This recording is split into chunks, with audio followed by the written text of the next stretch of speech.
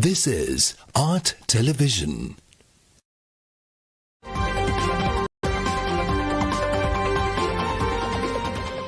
Coming up, State of Business, sponsored by Manage all your SLT Mobitel services through the MySLT app. IWS Aviation.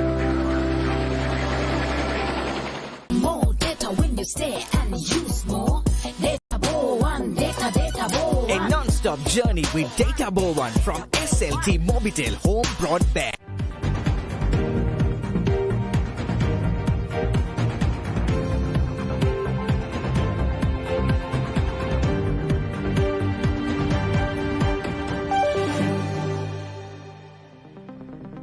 A very good evening and a warm welcome to State of Business on Art Television.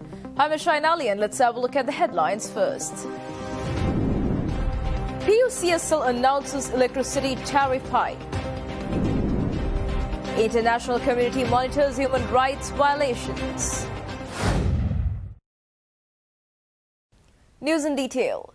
The Public Utilities Commission of Sri Lanka has approved a proposal by the Ceylon Electricity Board to increase monthly electricity charges after 9 years. The CEB will increase electricity tariffs with effect from tomorrow.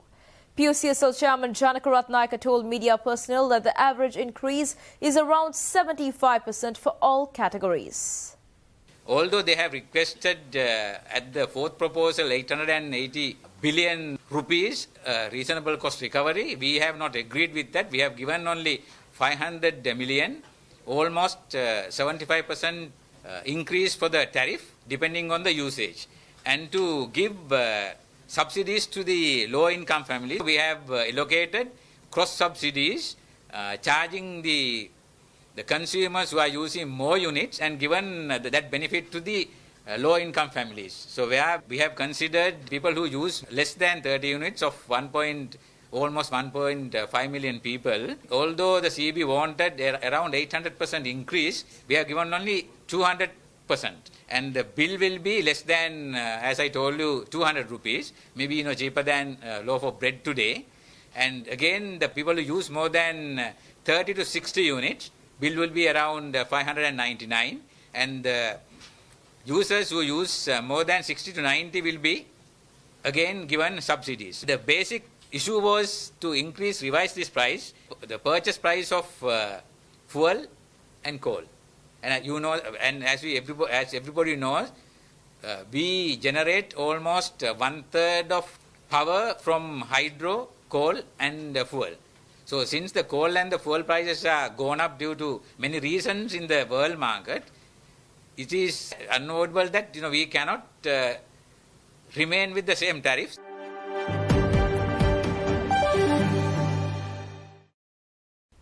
President Ranil Wickremesinghe hinted that the country will have to go for higher taxation in several areas, including wealth.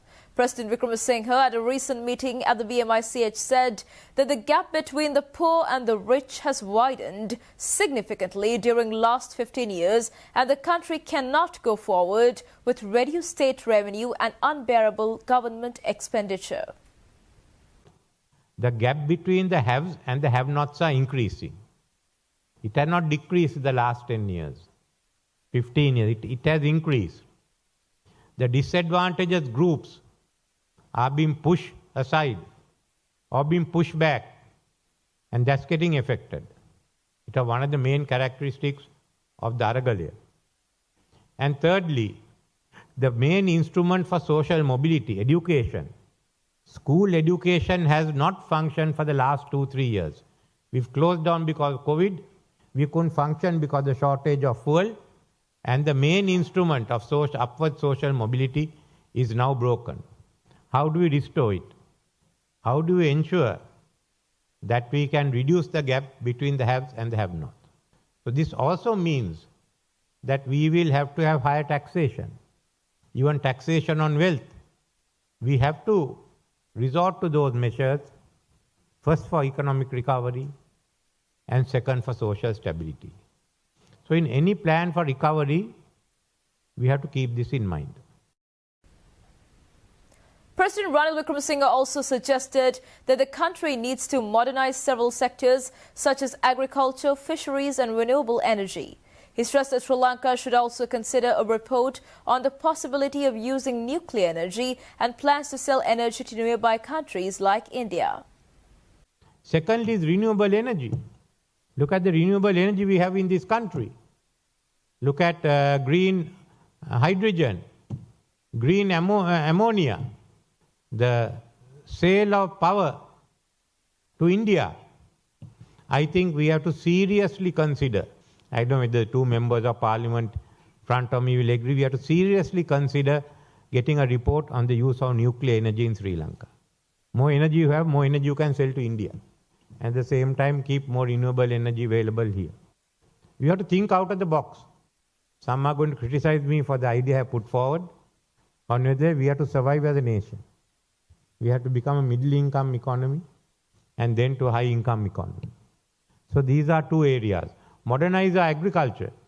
We must modernize agriculture. Otherwise, agriculture will not survive in our country. Modernize our fisheries. Look at niche markets. Look at the new technology in manufacturing, the fourth industrial revolution. And of course, it must be an economy that will mitigate climate change. That is essential. We have to go ahead.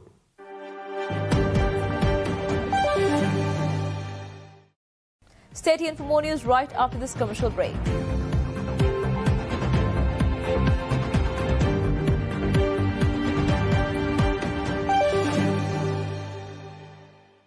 Meet your work and learn targets. Get 30 GB Meet Lite for just 195 rupees and 100 GB Meet Max for 490 rupees. Log on to My SLT app to activate.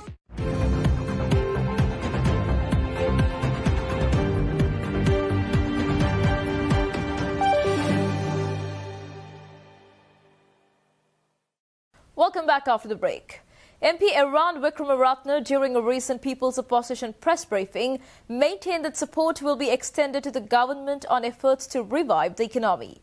However, Wickremaratne stressed that the government, in its efforts to achieve debt sustainability, should not consider any solution that would trigger a banking crisis. When debts are given, there are two parties who are responsible. Those who take it are responsible for making good financial decisions. And I must admit that the Sri Lankan government of the past has not made good financial decisions. We have taken these foreign debts and rather than putting it on investments that will give us returns, we have put it on investments that will not give us returns. Example, instead of putting most of this on developing human resources, we put it on infrastructure. We have put this money largely in non-tradables and not in tradables is where we should have put it. So we have made mistakes. But I also want to say that those who gave us the debt also had a responsibility to ensure that the debt that was being given is being put to the right place so that it will give us economic and financial returns. So they also have a responsibility. Now when we are talking of restructuring debt, on the pretext that we have to, if you want, expand the perimeter of foreign debt restructuring, right? We cannot entertain any other idea but actually restructuring foreign debt that is being held by overseas parties who have given the debt. We cannot, at the expense of solving one problem, create another problem. We cannot even give a signal that we are going to create a banking crisis in this country. We have no crisis, and we will remain like that. We can't go for solutions which will basically create a banking crisis. A haircut on local debt cannot be entertained. There are other solutions that can be looked at, and we will look at those solutions. Right? Let's be realistic. You may argue that from a point of equity, but you can't solve a problem by creating a bigger problem.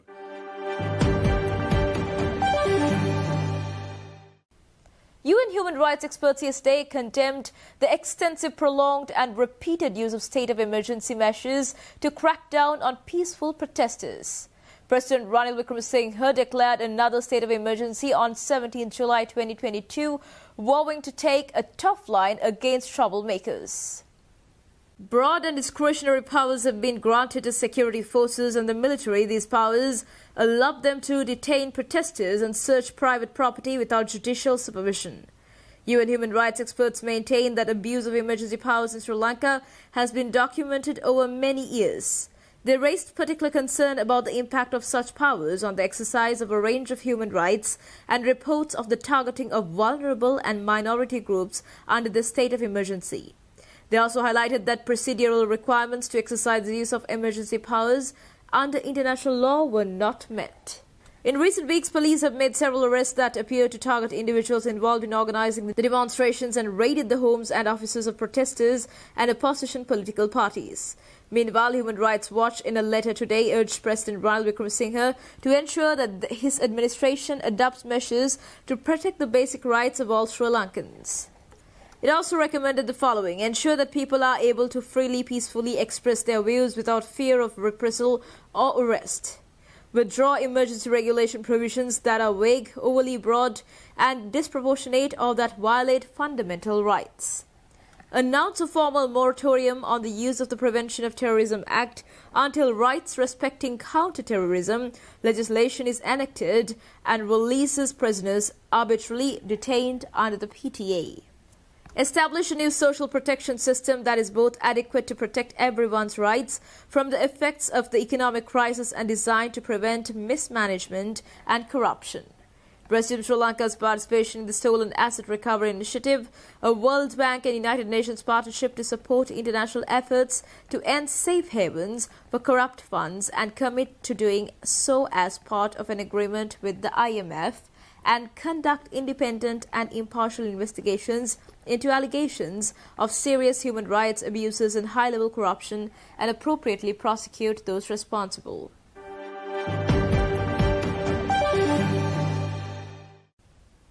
The economic and political crisis is driving the demand for foreign employment to unprecedented levels. Minister of Labour and Foreign Employment Manusha Nanayakara recently announced that the outward labour migration is expected to reach an all-time high of 330,000 this year. Senior management at the Sri Lanka Bureau of Foreign Employment has reviewed and revised its annual business plan in accordance with a new projection for outward labour migration. Over 1.1 million Sri Lankans had departed the island for foreign employment by August after registering with the Bureau of Foreign Employment. However, the actual outward labour migration numbers are estimated to be much higher. So far, Sri Lanka has only seen one instance where outward labour migration exceeded 300,000 when in 2014 the country recorded 300,703 instances of outward labour migration.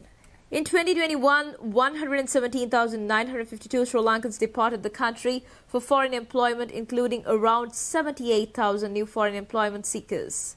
The vast majority of Sri Lankans leaving the country for foreign employment are those seeking employment in the unskilled and domestic aid categories. Qatar, Saudi Arabia, Kuwait, the UAE and Oman remain the preferred destinations, accounting for over 80% of these departures. Recently, the government relaxed certain barriers, encouraging employees in the public sector to take up foreign employment opportunities. The Bureau of Foreign Employment has also launched a survey to identify the demand for foreign employment in the public sector. Meanwhile, Minister Nanayakara revealed that worker remittances inflows had improved in July after declining $274 million in June. During the first half, official inward remittances fell 51.6% year-on-year to $1.6 billion, with migrant workers opting to remit their earnings through unofficial channels such as Indial and Hawala due to attractive parallel exchange rates.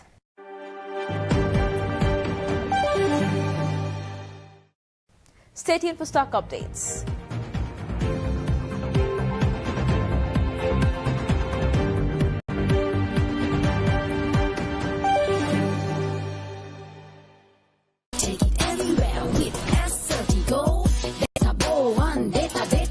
A non-stop journey to Data Ball 1 from SLT Mobitel Home Broadband.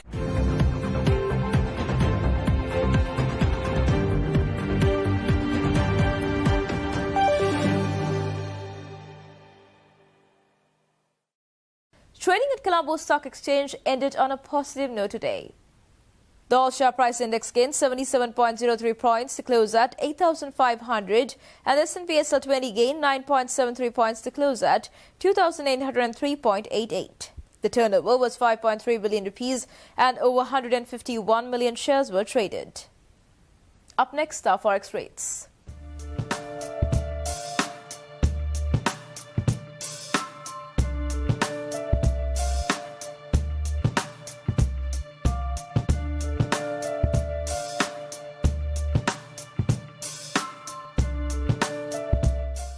And that's all news for today. See you tomorrow with State of Business at the usual time. Until then, take care and good night.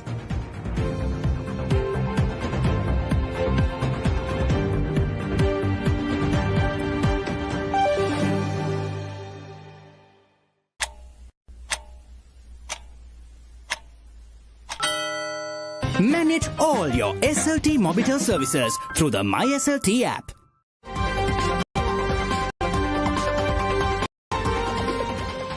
State of Business was sponsored by Manage all your SLT Mobitel services through the MySLT app. IWS